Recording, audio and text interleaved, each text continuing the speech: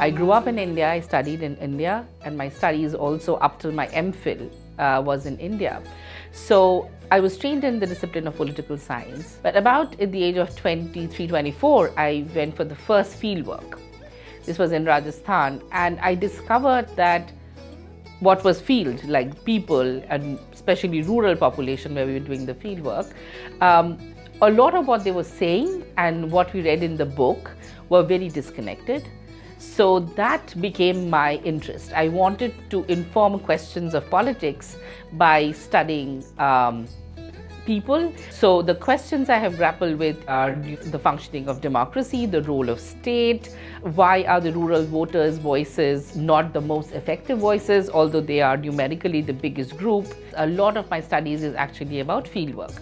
And I feel very passionately about it, and I think if you want to study politics, or more broadly if you think about development, you cannot really think about only the macro questions. You need to look at the impacts it have on people, how people try to impact those policies. So this cyclical relation between the macro story and the local story.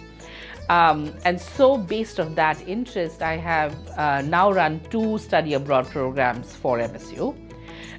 So the first program, which I have been part of for longer, is called the Global Development in South Asia. So that program is primarily focused on south of India and in Sri Lanka, depending on the year.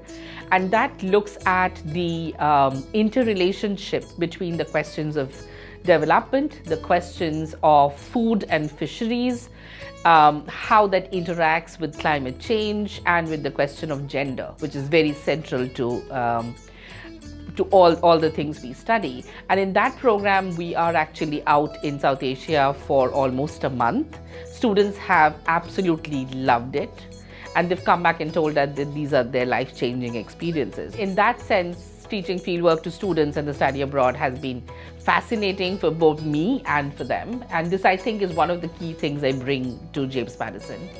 The other study abroad is of a very different nature. That's actually part of a program called Madison Diversity Leadership Program. So that program aims to create a more diverse pool of leaders from our students. And when we think of leaders, we of course want them to work with institutions of democracy. That's a big part of leadership. So as a result of that, we realized that only looking at US democracy is perhaps not enough.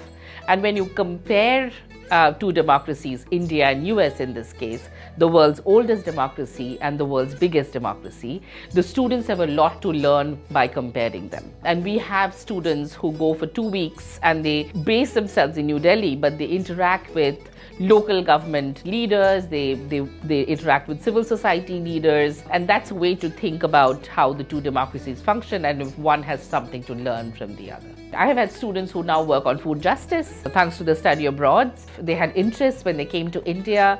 They tried various kinds of food. They thought about how the geography of places impact what we eat in so many ways.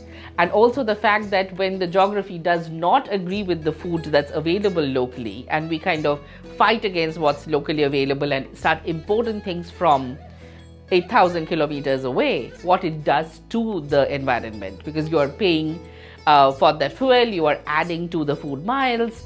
And she also actually interacted with farmers, which was for the first time for her.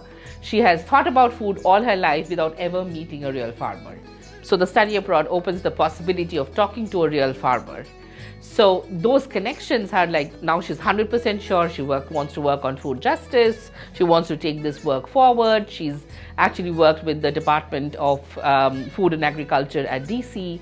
So, I think all of these moments are moments of gratifications, right? When you have actually taken them to the place that they thought was very inconsequential, but they have such huge consequences in terms of their life choices, their career choices, and what they want to study.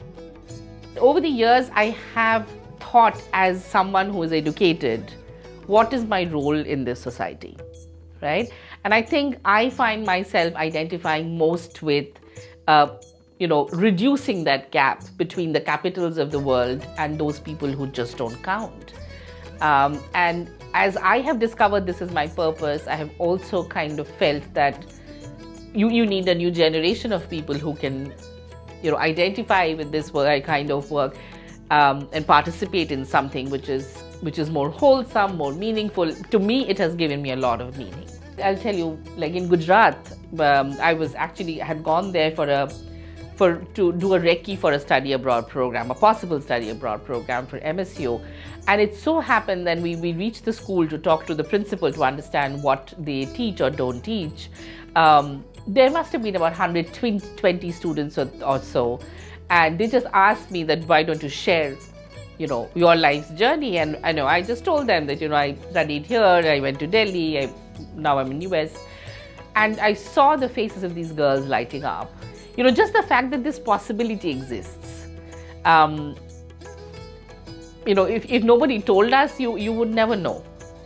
So that, I think, is so meaningful. And of course, we can use our education for our own self-growth and do better. But if my doing better can also mean doing better for, 50 other people, I would rather choose the latter. So it keeps me going, totally.